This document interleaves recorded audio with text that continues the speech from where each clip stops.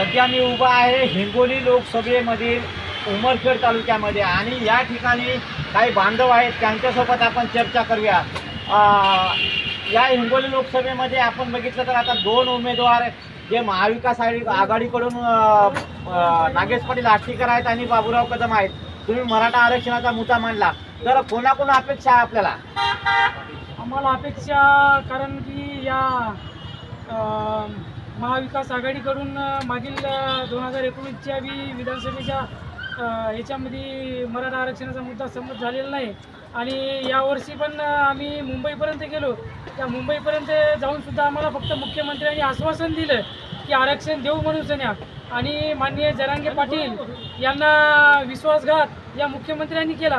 तरी या मुख्यमंत्र्यांनी फक्त 10% जे पहिले 13% आरक्षण होते ते आमचं 10%वर आणून सोडलं आणि ते बी ECBCमध्ये 10% दिले, त्याच्यातही 3% कमी केलं। त्यानिमित्त जे जरांगे पाटील आम्हाला आदेश देतील आणि अद्याप आदेश कुणाचे आले नाहीत। जोपर्यंत आपल्या हिंगोली लोकसभा मतदारसंघाचं मतदान 26 तारखेला आहे तरी या 26 तारखेच्या पहिले 22 ते 23 तारखेपर्यंत आमचा जे निर्णय आहे मराठा आरक्षणाच्या मुद्द्यावरचा जे आम्हाला जरांगे पाटील आम्हाला आदेश देतील 22 किंवा 23 तारखेला त्या मतावर आम्ही ठाम राहील। आणि सध्या आम्ही मराठा समाजातील कोणत्याही नेत्याला आम्ही अशी स्पष्ट भूमिका किंवा कोणालाही पाठिंबा दिलेला नाही। जरांगे पाटील यांना सांगितलं की आपल्याला ज्यांनी धोका दिला त्यांना आपण फक्त पाडायचं आणि जे आदेश 25 तारखेला येतील त्या आदेशाचा आम्ही पूर्णपूर फायदा घेऊन याचा कोणाला समर्थन द्यायचं आणि कोणाला पाडायचं हे जरांगे पाटील आल्यावर आम्ही स्पष्ट म्हणू। आता एकंदरीत समजा वाशीवरून जरांगे पाटील यांनी मुंबईसाठी रवाना झाले होते, त्या ठिकाणी वाशीहून ते वापस आले, त्यामागं कुठात हात आहे का किंवा असं बोललं जात आहे काही? नाही, या संदर्भात तर कोणताही असं आपण आक्षेप घेऊ शकत नाही। पण मुख्यमंत्र्यांनी यांनी पूर्ण फसवेगिरी केली आणि जे राजपत्रावर त्यांनी सांगितलं आश्वासन दिलं राजपत्रावर आणून ते पण बनावटीचं केलेलं आहे। मनोज जरांगे पाटील यांनी जोपर्यंत आमच्या हातामध्ये सगळ्या सोयऱ्याची अंमलबजावणीचा कायदा अंमलबजावणी होत नाही असा एक हातामध्ये पडत नाही तोपर्यंत आम्ही माघार घेणार नाही आणि माघार घेतली त्यांनी काय सांगाल? नाही, ते तर स्पष्ट आहे की सगळे सोयऱ्याचा पूर्ण ठराव जोपर्यंत संमत होणार नाही तोपर्यंत आम्ही या आरक्षणाचा लढा याही पुढे चालू राहील। आणि ज्यावेळेस वाशीमध्ये त्यांनी वाशीला स्वतः त्या वाशीच्या सगळेच आम्ही साक्षीदार आहे।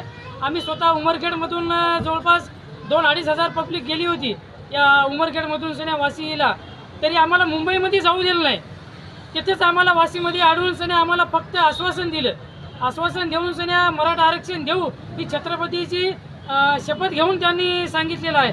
तरी या छत्रपतीच्या मतावर हे आज रोजी ते मतदान मागत आहे। ठीक आहे, या संदर्भामध्ये आपले जे विद्यमान खासदार आहेत हेमंत पाटील यांनी राजीनामा दिला होता, ते खोटा आहे असं जनतेतून बोलले जात आहे, ते कितीपत खरं आहे सांग? नाही, हे राजीनामा स्वतः आम्ही घेतला होता, मी आणि सरोजताई देशमुख पोपाली कारखान्यावर। यांनी पूर्ण बनावटीचा राजीनामा दिलेला आहे आणि त्यांनी राजीनामा लोकसभा स्पीकर यांच्याकडे दिला म्हणून आपल्याला सुपूर्द केलं होतं। तशा मीडियासमोर त्यांनी बातम्या दिल्या, ते निव्वळ बनावटीचा प्रोग्राम त्यांनी केलेला होता। आणि समाजाची येणाऱ्या काळामध्ये त्यांना त्यांच्या पत्नी यवतमाळ वाशीमधून निवडणूक लढवत आहे, त्यांना या राजीनाम्याचा फायदा होईल का नुकसान होईल?